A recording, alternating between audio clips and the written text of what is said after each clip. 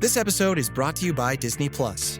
Disney Plus, Hulu, ESPN Plus? Stream all your favorites with the Disney Bundle. Disney Plus has Loki and Luca. On Hulu, watch originals like American Horror Story and 9 Perfect Strangers. And ESPN Plus has every match of Spain's thrilling La Liga. Get the Disney Bundle today for only $13.99. Includes Hulu ad-supported plan. Access content from each service separately. Terms apply. See thedisneybundle.com for details.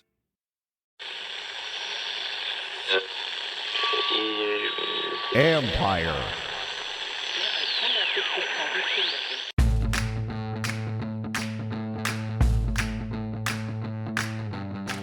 Hello and welcome to my podcast. Today I'm joined by former Washington tight end Logan Paulsen as we try to figure out what is wrong with Washington's defense. We talk a lot about disguising looks and how that can help, and the defensive line and Chase Young's progress. There's a disconnect with that line. As individuals, they're not playing poorly. You see a lot of flashes. As a group, they're not playing together, and that is a big issue. We also get into a little bit on the offense and Taylor Heineke. You can follow Logan on Instagram at Logan_Paulsen82. He breaks down plays on his page, so he is a worthwhile follow. I always love having him on here because I think you learn from his insight. You can read my work on ESPN.com. I have a story up now about where this team is at following that ugly loss in Buffalo. It'll be an interesting week for Washington. There's a lot of frustration for obvious reasons, and it's funny how many outside observers I talk to who feel the defense and the line in particular is playing selfish. Is it all the time? No. Is it just one person? No. But I bet you the coaches feel the same way. Can they turn it around? Sure. I believe the coaching and the players are good enough to do a lot better. I will be honest, I don't always feel that way about teams in Washington. Sometimes I hear how talented this group is, and I've just kind of shook my head in the past. I'm like, no, I don't think that's the case. I do think this line is very talented. Is it the best in the NFL? Well, certainly not right now, it's not. But I think it has the ability to be much, much better. I also see holes that won't be fixed until the offseason. I think Chase Young can still have an impactful season, but I also think at 22, he needs to figure out who he still is as a rusher. I think there's still a lot he has to learn. Developing a rush strategy, for example. And rewatching the Bills game, when he just went off the line, just like boom, he was far better and impactful. And I get into that a little bit with Logan about when he stutter steps after he starts, not impactful at all. But when he just goes, or when he stutters then goes, he is much more impactful. The hands are more violent. His game is just better.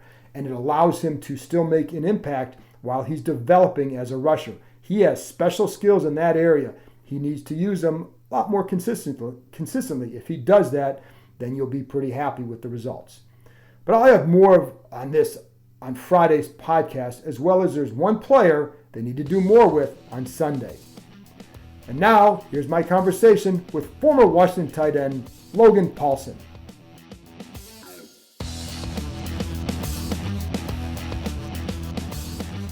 All right, Logan, well, this is not the start for the defense that I think anybody really expected. What has stood out to you about their start? I think it's a couple things, right? I think when you look at this team, when you look at this defense, I think everyone kind of looks at last year, how they finished last year and said, oh, wow, they're going to be X this year. But I think it's important to understand they brought in some new pieces. That's always going to have a little bit of a learning curve. And my question to you is how good was that defense really last year, right? How good were those pieces last year against those kind of offenses they saw late in the year? And I would say that they're probably playing about what I would expect. You know what I mean? I think there are some glaring issues that were kind of brought to light against the Bills, for example. I think there's this kind of lack of continuity defensively in the sense that really good defenses and coverage that I've played with on a team with that really good defenses, they understand how offenses attack the defensive structure that they're in, right? They know where the weak spots are and they play into those a little bit, right? They kind of change their drop angle a little bit because they know, in cover 3, the weak spot is the seam player on the left side, whatever it is. So they kind of get a little deeper there, and then they force offenses to adjust to that kind of within the confines of their defense. And when I see the Washington football team play coverage specifically, I don't see them kind of on the same page consistently, which is very challenging. And I think that also the pass rush, can cover up a lot of issues with regards to coverage. And it just hasn't been, it's been fine. It was fine against the Giants. I think a little bit lackluster against the Bills. But again, like, people need to understand that some of that inconsistency from the pass rush stems from the different looks that the offenses are giving them. Offenses are not dumb in the NFL. They know that, like, that's where the bread and butter, that's where all the investment is. Teams run so much play action against this front, and it makes pass rushers tentative, right? They run screens, they run draws, and it gets those guys out of the game super early. The LA did it masterfully, and everyone's just kind of cookie cuttering that game plan, and it makes sense. So now you're putting more pressure on the back end, and the back end is a whole bunch of guys who are very, very talented. I think if you were to play man coverage, it's like one of the best man coverage groups in the NFL. However, like, they're not on the same page. So when you play zone coverages and you got a rookie in St. Juice, you got a new guy in Williams, you got McCain playing center field, like, they don't always see it. It doesn't always line up. Even Landon Collins coming in after missing a half a year of football, like, those things add up quickly. And because they're not working together, because they're not seeing it the same way, and because the defensive line's not creating a ton of pressure for whatever reason, it's magnified on the back end. Can you, speaking of the coverage, because I get this a lot too about, why don't they play man? They definitely play man. And they played man on those third downs. Yes. Can they play it more? If so, would teams want to, like, especially like in third and long, do you really want to play man? Or, can you play it more and be successful? Or do you think teams would just start to pick that apart too? So I think that's great. That's a fantastic question. And I said they're a really good bunch of man coverage guys. They are. But the teams that play high percentages of man coverage are like New England and Miami, and they live and die by man coverage. They have great pressure packages to kind of help cover that stuff up, and you just can't do it down in and down out. I think maybe the highest percentage rate of man coverage last year was like 40%, and that's crazy high. Yeah. It's crazy high, because a good offense, if you've got matchup issues, like, you're going to dice that apart, right? Sure. Like, for example, when I was in Atlanta, you got Julio Jones. You can't ask a corner to play man coverage against Julio for 40% of snaps. Like, that's just, it's ridiculous, right? And so you're not putting those guys in the best case scenario to be successful. Like, you need to be able, it's like, I make this analogy all the time, but I think it's really, really works here, right? It's like a boxing match, right? You don't just throw haymakers all the time, right? One, like, the guy knows what's coming, right? He can game plan for that, right? You need to kind of mix stuff in to help set stuff up, right? And I think that's something that, from a play calling standpoint, needs to improve, and the guys need to know how to execute that better. Because if we just go out there and play man-to-man coverage, you or I, we could game plan against that, and we could kill it, because there's man beaters, and like, just physically, it's hard to cover those man beaters based on like years of NFL learning how to dissect man coverage, right? And it just doesn't work. So yes, I understand why fans might say that they need to play more man coverage. I just think they need to work. What I would say, they're struggling. They need to work on disguising what they're doing a little bit better. Because what I see quarterbacks confidently reading certain sides of the field. I think they get a pre-snap read of zone. They work the zone beater. They get a man contour. They work the man beater, or they can check to a man concept. And I think that's something that might help a little bit, kind of cover up some of the deficiencies for this secondary and for the linebacking group. It's funny you say that too, because for the two things with the man, what I remember every year before, you may have been here at this time, but I talked to players before a game. They're like, this team plays a lot of man, we're going to pick them apart, because they wanted to see that. They desperately wanted to see that. They hated when they played a lot of zone. But to the disguising part, is that why, you look at quarterback getting rid of the ball quick. Is that part of the reason why? I think when a quarterback can confidently make decisions, like, one of the things, I go back to the Bills, right? And they're not the masters of this, but I thought they did a good job of just disguising coverage, right? Giving a man contour and then dropping to a zone. And then you see Heineke back there, and he wants to throw the ball, like that clip you sent me of Terry, right? He wants to throw the ball, but it's a little different than what he thought it was. So he pats it. The rush comes. He can't work through his progression. He has to scramble for a no gain. Like, it's just enough indecision, even with great quarterbacks. Like, you look at the thing that separates, like, Tom Brady, for example, is like, when that indecision happens, it's like he has a default. He knows exactly where his outlet is, right? Because he's seeded 1,000 times. With young quarterbacks, with inexperienced guys, even Josh Allen, right? You give him different contours, you give him different looks, like, and you make him indecisive, and they hold the ball, like, that's when the defense can come alive. That's when they can take advantage. And I thought in the game, like, they just didn't do enough of it. You know what I mean? And I got to watch it again. Like I'm going on my third time watching it. And I will say this for all of your listeners, you got a smart crowd. So hopefully they understand this.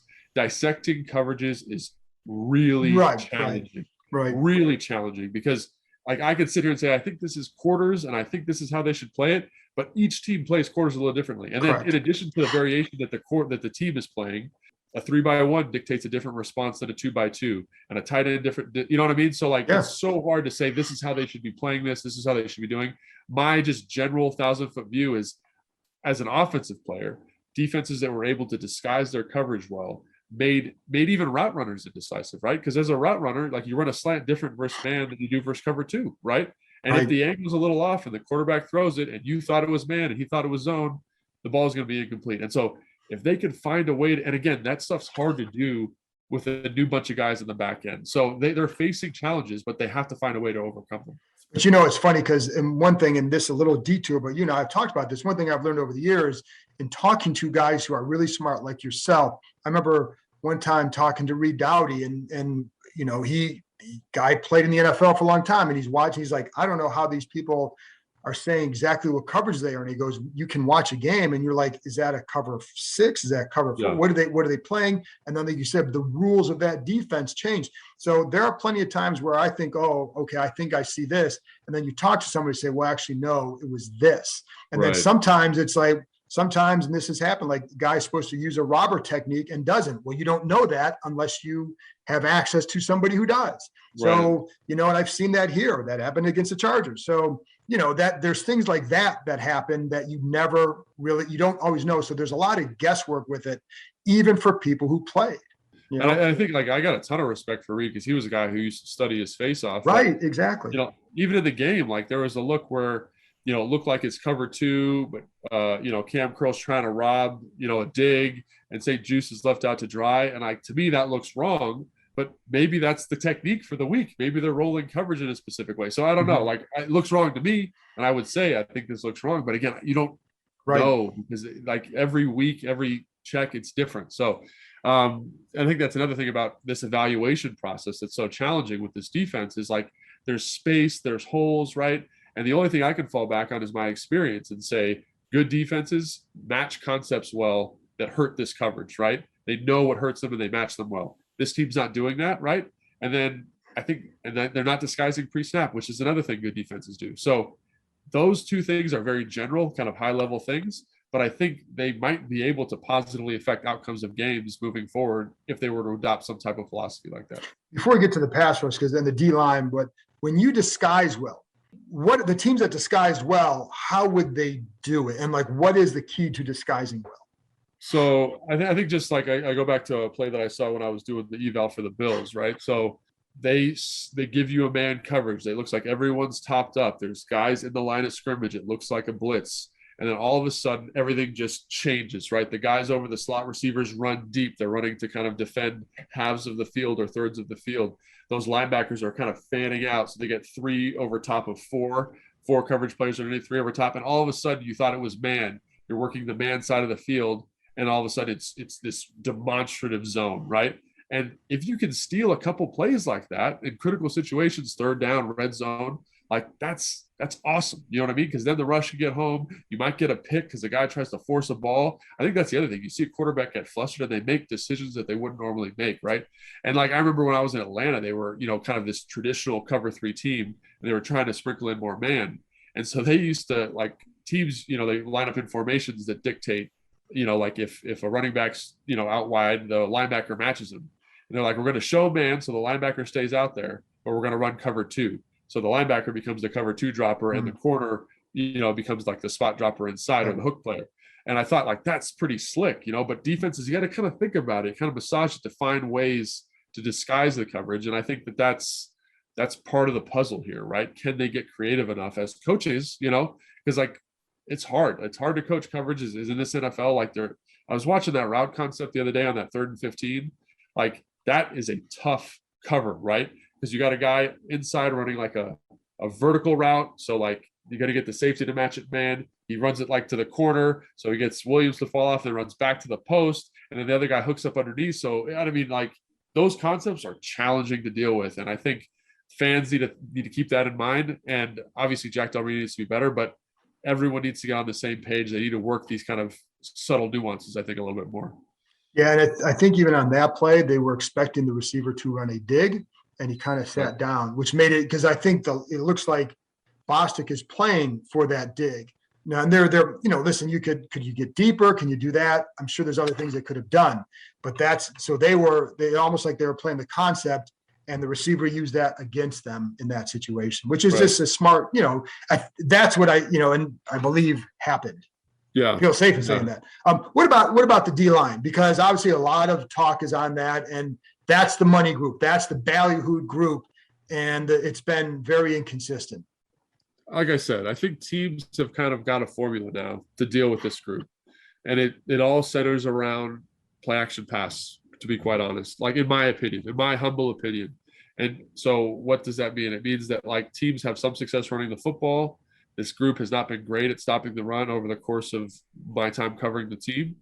They have to respect the run a little bit more, and it gets them out of a rush, right? Like when they start the rush, it's kind of, and then they got to readjust and get going again. And I think that makes it really challenging. And then teams know, like they know this is the money group, right? So the play action, they run a ton of quick game, they run a ton of screens. Just keeping those guys out of rhythm is huge, right? We talked about like a defensive coordinator, like you're in a fight, right? Offensive coordinator, same thing. Don't let the guy do what they're good at. Don't let those guys get going. Don't let them get confident. And like I talked to a defensive lineman for the Washington football team, and he was like, I just couldn't get into my rush because I didn't know what the heck was going on. You know what I mean? I didn't know, like what I was getting. And this is a run, this is a plat, this is a screen. And I think that's good. That's excellent play calling. And the Chargers did it. The Bills did it. Even the Giants did a little bit of it on that first drive, for example. And I think until these guys get more mature and more studied, that's going to continue to be an issue. How do you combat that? Like because they are going to get a lot of play action. So how do you combat that? Well, usually what you do is you get them in, you get them behind schedule. And what that means is like, obviously first down, you want to get like a 4 or 5 yard gain. So you're in 2nd and 5, 2nd and 6, right? The playbook is still open to you at that point, right? So 2nd and 5, 2nd and 6, 3rd and 3, 3rd and 2, all your playbook is still open. The second you're in like a 3rd and 15, which they got into, right? And if you look at the rush, like those defensive linemen, specifically Payne, wins like right away, right? They thought he was held on that play big time too. Yeah, and a great rush by him, right? Yeah. But that's what you get when you're in an obvious passing situation. Because like I'll tell you, like when I was with Kyle, I remember looking at the call sheet, and the 3rd and 3 stuff is like your whole offense is in basically. Mm-hmm. The second you get to like 3rd and 15, they have a little section of the book. There's like 3 or 4 plays in there, right, that they can go to, and that's it, right? So it's going to be a pass, it's going to be this, and so like you got to take advantage of those situations, and that's why it's so disappointing. Another thing about the defense that's so disappointing is they did the right thing. They got them out of that play action kind of ability, and they, Allen missed a throw early. It was a run for no gain, and they got a holding call, pushes him back, and then they couldn't capitalize, right? Payne wins, but everybody else gets kind of stymied on their rush. Right. And you need all those guys converging together to kind of make that happen. And you need the coverage to hold up a little bit. I don't even want to say the coverage. I think that's all on the rush there, because like Allen had to step up, really buy time. And, the rush has to get home in that instance. One thing that Ron Rivera talked about was coordinated rushes. And obviously there's working in sync like that. Can you see that? Can you see the lack of coordination up front? Yeah, I mean, I don't see a ton of it. I don't see guys working together. You know what I mean? And like what that means is like, this is a simple example. Like let's say you're playing Patrick Mahomes, right? So when you're playing Patrick Mahomes, you usually have a guy to the right bull rush the tackle, right? Because Patrick Mahomes likes to roll out if he feels pressure to his left. And you have the guy on the left side of the formation rush really high to kind of catch him as he runs out. And teams really do a good job, and they can contain him in a nice way doing that. But you have to have one guy kind of bite the bullet and bull the tackle, knowing that he's probably not going to get a sack on the play, knowing you're kind of forcing that rush to the next guy, right? Another example is like when you run a pick game, right? Like, so, a TE, which would be like tackle first. So like tackle run picks the defensive tackle runs and picks the offensive tackle, and the defensive end comes inside. One of those guys is kind of being a sacrificial lamb for the other guy to be free.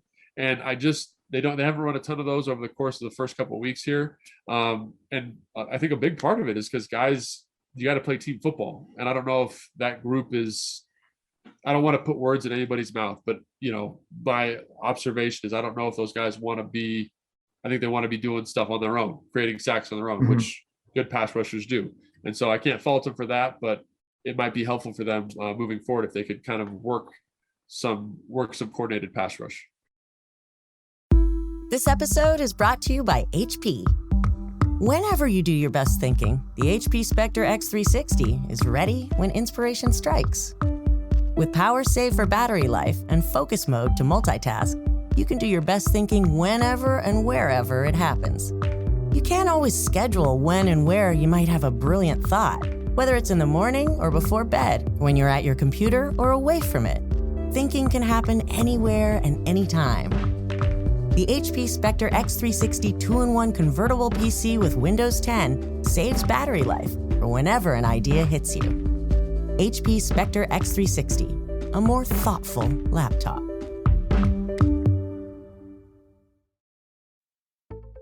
This episode is brought to you by Wise. Progress is great, isn't it? People listen to music on record players, then tapes and CDs, and now you can stream music and podcasts. When technology moves forward, you move with it. Like with Wise, the modern way to move money internationally. It's smarter and simpler. They use new technologies, so when you send, spend, or convert money with Wise, you get a better exchange rate with lower fees. And over 30% of transfers arrive in less time than it takes to listen to this right now. Join over 10 million people and businesses and try Wise for free at wise.com/podcast. Week 3 of football is done, and now it's time to get ready for Week 4 with DraftKings Sportsbook, an official sports betting partner of the NFL. To kick off another action-packed week, DraftKings is giving new customers $150 instantly when they bet $1 on any football game. Listen up, because you don't want to miss this.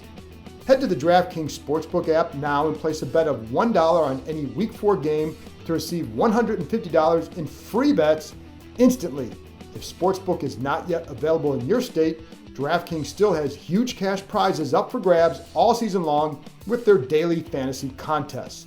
DraftKings is giving all new customers a free shot at millions of dollars in total prizes with their first deposit.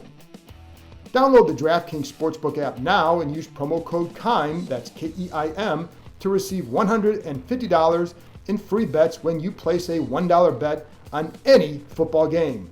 That's promo code Keim, K-E-I-M, this week at DraftKings Sportsbook, an official sports betting partner of the NFL.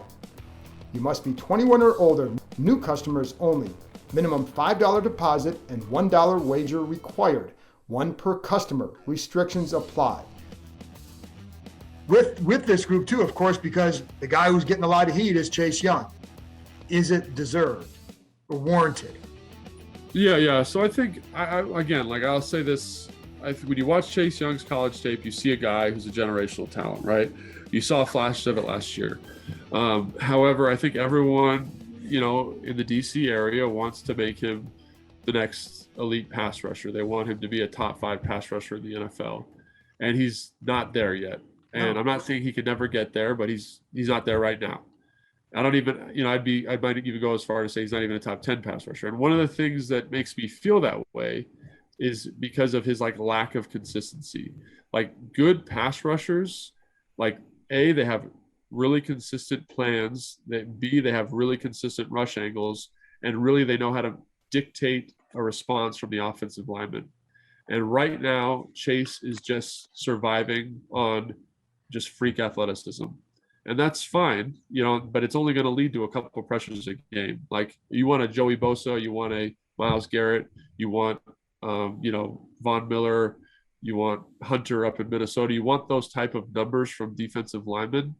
You need to develop a plan. You need to develop kind of a stable of moves. You need to understand how the guy's trying to defeat you.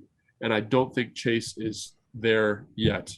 And again, he's still productive, we talked about before the show started, Right. How he's still creating some pressure, but it could be so much more consistent if he were to kind of work on the mental side of the game a little bit more and work on some of those more technical things, I think. It's funny because watching Bosa in the opener was an eye opener, because I went back and I really wanted to watch Cosme, but when watching Cosme, you're watching Bosa, Yeah. and the consistency with his hands and his technique and the way he set him up was eye opening. And I think with Chase, one of the things that Rivera had talked about the other day was the stutter stepping.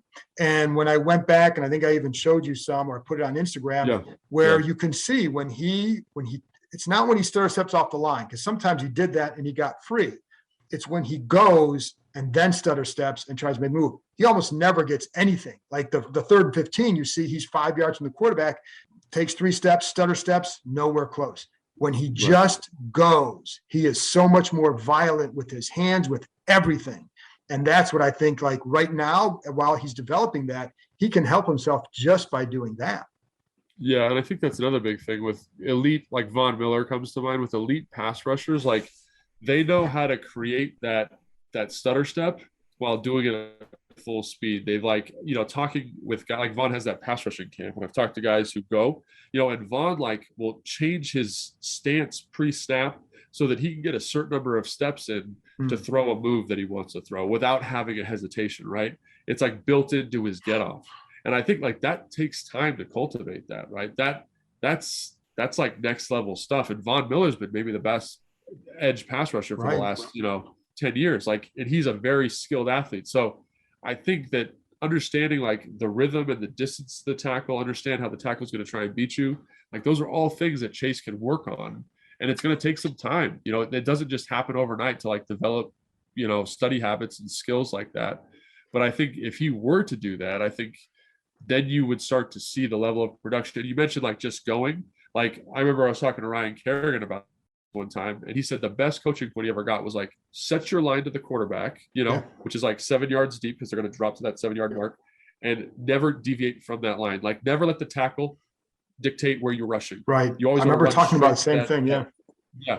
And so right now, like, Chase doesn't do that. His line is, you watch his line, it's all over the place, right? Sometimes it's right down the middle. Sometimes it's too far upfield. Sometimes it's too far inside. And that's what a tackle wants. They want you to be uncomfortable. They want you to have a hard time, right? And he's kind of doing that for them. And again, I think Chase is a good player. I think he's going to be a good pro, but he's not going to be a great pro until he gets some of this stuff cleaned up. Yeah, and I think like the thing I always fall back on, he is 22, and he was very productive at the end of last year, especially. I think he can be. I think he could go out and have, like, if he does some of this, then he's going to have a big game Sunday, very possible. Yeah. So I don't think anybody's writing him off. It's just more like what was expected, not just from the outside world, because everyone wants to say, oh, the media overhyped him. No, this is a guy who he and Montessuet were saying they wanted to break records. They felt like they could break records. So that he holds himself to a higher standard. That he wants more too. And I think the key is, as you know, it's not just sacks, it's consistent pressures. Make your presence felt, and then other things will fall into place. And, you just wonder though, like, you knew there were some concerns or complaints by the D linemen with what they were being taught last year, and because it was different than what they were used to, and you wonder if there's a lingering effect, and there's all sorts of things that you wonder about with this group if it's not coordinated, because if the chemistry is there, I kind of feel like a lot of that coordination would be there as well. I think you're probably right. I think, yeah. And again, this whole group is kind of in flux. You know what I mean? These kinds of games are gross, like having been a part of games like this. So everyone's going to look for every little bit of minutia to kind of say, well, this needs to be corrected, this needs to be different. And I get that. But like, ultimately, it's like, can those guys kind of come together as a group, start seeing things effectively? Yeah. That's the whole defensive structure too. That's just not this group. And I think that stuff takes time. Like I've said that before. And I know this fan base is not known for being overly patient, but like, this is not going to get correct. This is not going to get corrected in a week. Like it's not. It's a growth process. Yes. It's a growth. Yes. And it's like I said, it's okay. They're looking long-term with this. Yes. I mean, it's not okay right now because everybody wants it right now. I get that. But there is a growth process involved here, and this is part of it. And if Chase grows like that, he's going to be a really, really, really good player. And and we'll see. And again, I think he can still make his presence felt in a big way while he's growing. And I think they feel the same way, and he feels the same way. So I don't think there's any doubt about that. This episode is brought to you by Philips One by Sonicare. One up your brushing with Philips One. This one is the ideal one for those who are still using an old-school manual toothbrush. To all those people, it's time to take your brushing one level up. The solution is a simple one. It's the perfect timing one. It's the long-lasting battery-powered or USB rechargeable one. That comes in multiple colors to match you one. The one with a subscription that delivers new brush heads for just $5. Your teeth deserve this one. Philips One by Sonicare. One up your brushing. Learn more at philips.com/one. That's philips.com/ONE.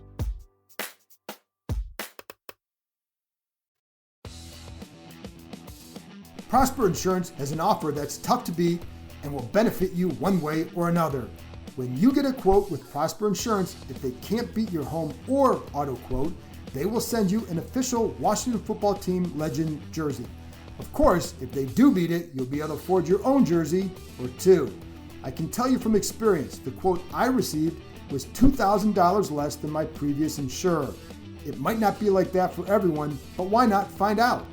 Finding the right insurance can be a pain, but Prosper makes it easy while providing great service and advice. Their licensed advisors shop the market with top companies like Allstate, Nationwide, Progressive, Travelers, and more to find you the perfect coverage at a great rate, which helps explain why Prosper has more than 1,000 five-star reviews on Google. You have nothing to lose. Simply visit prosper.insurance/Keim to get your quote and a possible Washington football team legend jersey.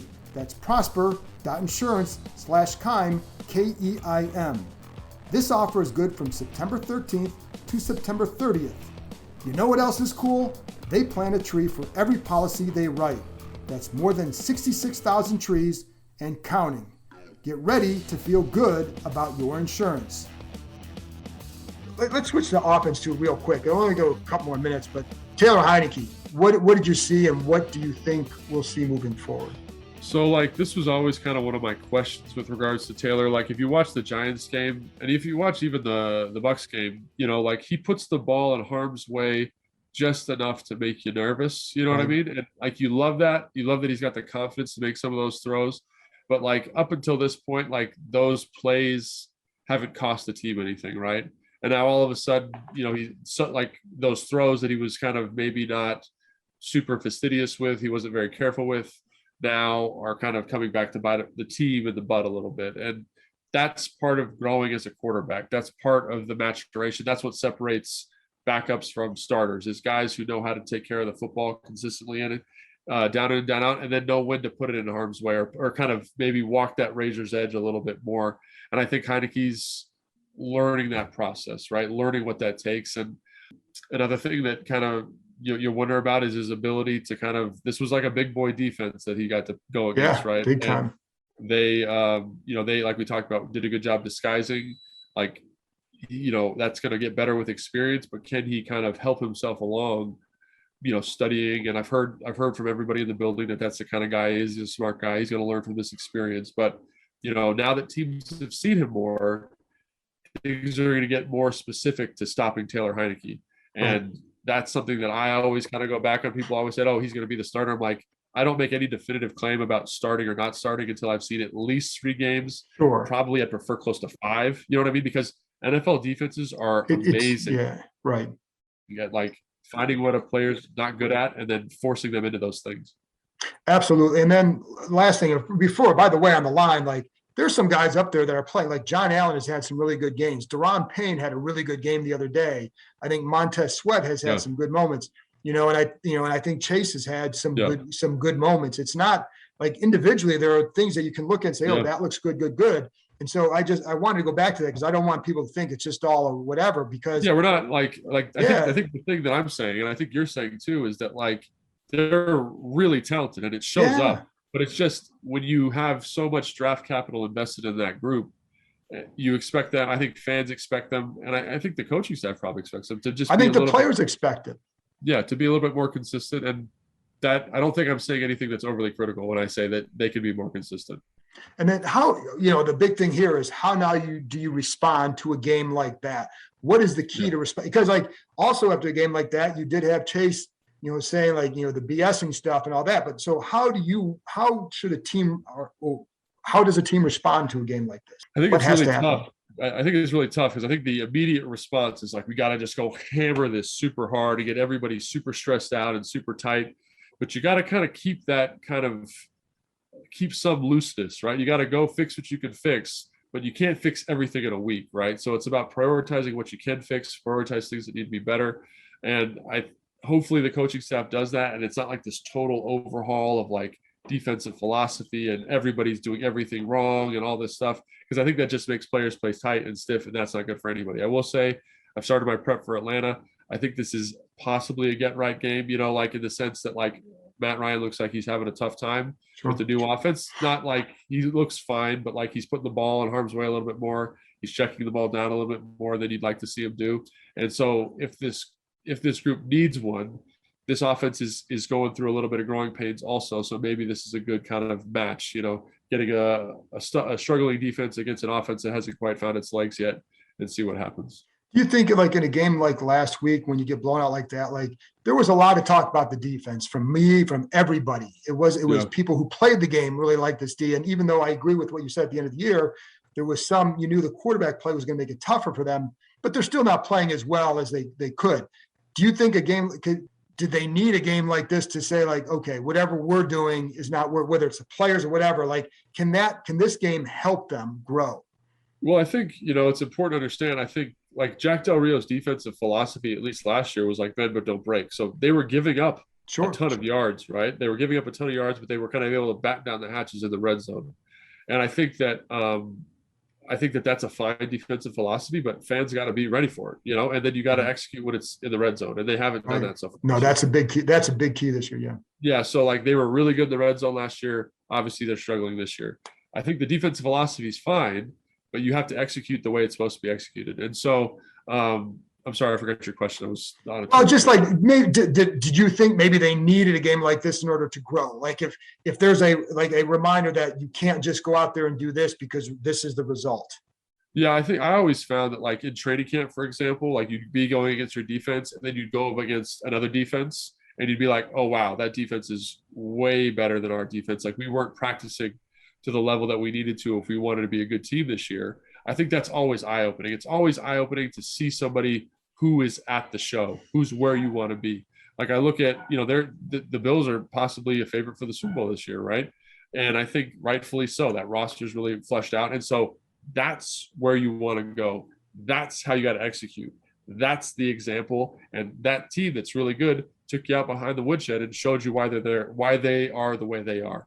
And I think that's always good for a young team to kind of say, wow, we're not as good as we thought we were. We have a lot of things we could do better. I think it's good for a coaching staff, to say, oh, offensively, we could do this stuff better because this is the response we're getting. And defensively, we can do these things better because this is what we're going to see moving forward. And I think it might not feel good, but I think it is good, especially even in life, when you have kind of a stumble, if you can learn from it and move on, I think, and get better from it, I think it's always better.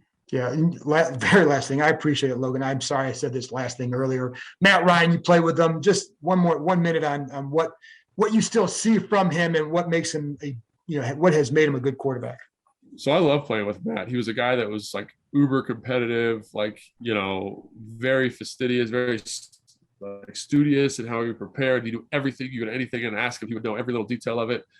He took really serious ownership of the offense. And I'm sure that's still a part of it. Obviously, it's a new offensive scheme this year for him. He looks not quite as comfortable because, this is the first time he's been out of the Kyle Shanahan verbiage and probably, what is this, 5 years? So yeah. That's going to be a big switch for him, and especially for a guy who prides himself on knowing every detail. You can't learn an offense in an off season. You can learn the superficial level, but you can't learn the detail. So I think he's probably going through that a little bit, and he's kind of getting to learn some new pieces, right? His number one security blanket, Julio Jones, who's been with him his whole career, is no longer there. He doesn't have a true number one outside of Calvin Ridley, who has his own deficiencies as a player. Really, maybe the most technically best route runner I've played with, very good route runner, but not Julio in terms of size and stature. Kyle Pitts hasn't started going yet. And you can see some of those growing pains with him, but I think he's still a heck of a competitor and a great leader, and he'll get the most he can out of those guys, you know. Logan, why don't you plug your Instagram page for people because they need to go check that out. Oh, yeah. So Logan_Paulsen82. I appreciate it, John, and always have a good time talking to you. Thanks, man. I appreciate it. That's it for this episode. Thanks to Logan for joining me, and thank you, as always, for listening. I'll be back Friday with a look at the Falcons and predictions, and perhaps a player interview. We'll see. Talk to you next time.